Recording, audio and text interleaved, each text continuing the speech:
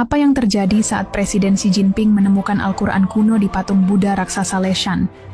Sebuah penemuan yang mengejutkan dunia, membuka pintu rahasia makam Nabi Zulkifli di tembok besar Cina, dan mengungkapkan fakta bahwa Siddhartha Gautama mungkin sebenarnya adalah Nabi Zulkifli. Penemuan ini mengguncang ribuan biksu Buddha yang akhirnya memeluk Islam setelah menemukan lafaz Arab dan nama Muhammad dalam peti makam tersebut. Cahaya matahari pagi menembus celah kabut tipis di pegunungan Sichuan, tempat berdirinya patung Buddha raksasa Leshan.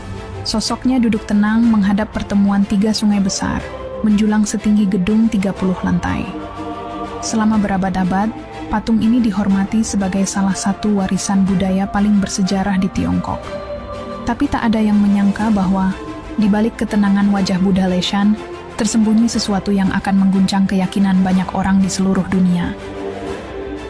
Pada hari itu, Presiden Xi Jinping memutuskan untuk mengunjungi situs tersebut secara langsung. Kunjungannya semula direncanakan hanya untuk meninjau proyek pelestarian cagar budaya.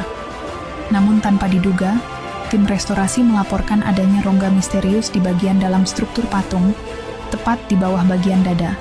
Rongga itu selama ini tersembunyi di balik dinding batu yang sangat tebal, dan baru terlihat setelah proses pemindaian struktur dilakukan menggunakan teknologi terbaru. Xi Jinping yang dikenal sangat memperhatikan hal-hal yang berkaitan dengan sejarah negaranya, menunjukkan ketertarikan besar terhadap laporan itu. Ia meminta agar ruang tersebut dibuka di hadapannya.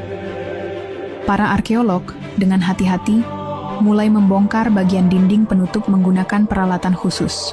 Setelah beberapa jam bekerja, terbukalah sebuah lorong sempit yang menuju ke ruangan kecil yang gelap dan berdebu. Di tengah ruangan itu, terdapat sebuah peti tua berbentuk persegi panjang, terbuat dari kayu keras yang tampak sangat kuno namun masih utuh. Ukurannya kira-kira sepanjang 1 meter dan setinggi lutut orang dewasa. Di permukaannya terdapat ukiran asing yang tidak dikenali oleh para peneliti setempat. Xi Jinping mendekati peti itu dengan penasaran, sementara para staf pengaman berdiri berjaga di sekelilingnya. Sang presiden memberi isyarat agar peti tersebut dibuka perlahan-lahan. Ketika tutupnya terangkat, semua orang yang hadir di ruangan itu terdiam. Di dalamnya tersimpan sebuah buku besar bersampul kulit yang sudah menghitam karena usia. Namun yang mengejutkan bukan hanya bentuknya, melainkan isi dari buku tersebut. Ketika dibuka oleh salah satu ahli, tampak jelas tulisan dalam bahasa Arab kuno, lengkap dengan kaligrafi indah berwarna emas. Ayat-ayat yang tertulis di halaman pertama dikenal oleh sebagian orang yang hadir. Itu adalah ayat-ayat dari Al-Quran. Seorang penerjemah Arab yang ikut serta dalam tim langsung memeriksa tulisan tersebut dan membacanya dengan suara pelan. Ia membenarkan bahwa naskah itu adalah bagian dari mushaf Al-Quran yang sangat tua. Tulisan di dalamnya belum disalin ulang, dan kemungkinan besar ditulis dengan tangan oleh seseorang yang sangat ahli. Kertasnya tampak seperti lembaran kulit hewan yang sudah diproses, yang biasa digunakan pada masa awal Islam. Semua yang ada di ruangan itu terpaku. Tidak ada yang berbicara. Xi Jinping sendiri terlihat serius dan sedikit terkejut.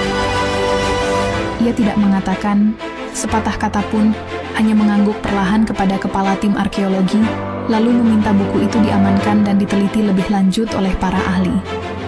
Malam itu, kabar tentang penemuan mushaf kuno di dalam patung Buddha Leshan menyebar secara terbatas di kalangan pemerintah. Perintah dikeluarkan agar informasi ini tidak langsung dibuka ke publik sebelum ada verifikasi lebih dalam. Namun di antara para arkeolog dan ilmuwan yang ikut terlibat, diskusi berlangsung sangat intens. Mereka mempertanyakan bagaimana bisa sebuah mushaf Al-Quran disimpan di dalam struktur patung Buddha yang dibangun lebih dari 1000 tahun lalu. Beberapa ahli sejarah menduga bahwa pada masa lalu telah terjadi pertukaran budaya dan keyakinan yang sangat luas di wilayah Asia, termasuk antara umat Islam awal dengan para pemuka spiritual di wilayah Tiongkok. Namun dugaan tersebut masih terlalu samar. Yang lebih mengejutkan adalah catatan kecil yang diselipkan di dalam mushaf itu. Tulisan tangan dalam bahasa Tionghoa kuno tersebut menyebutkan bahwa buku ini adalah Kitab Kebenaran dari Nabi Timur. Tulisan itu sangat singkat, hanya 2 baris, tetapi cukup untuk membuat semua orang bingung.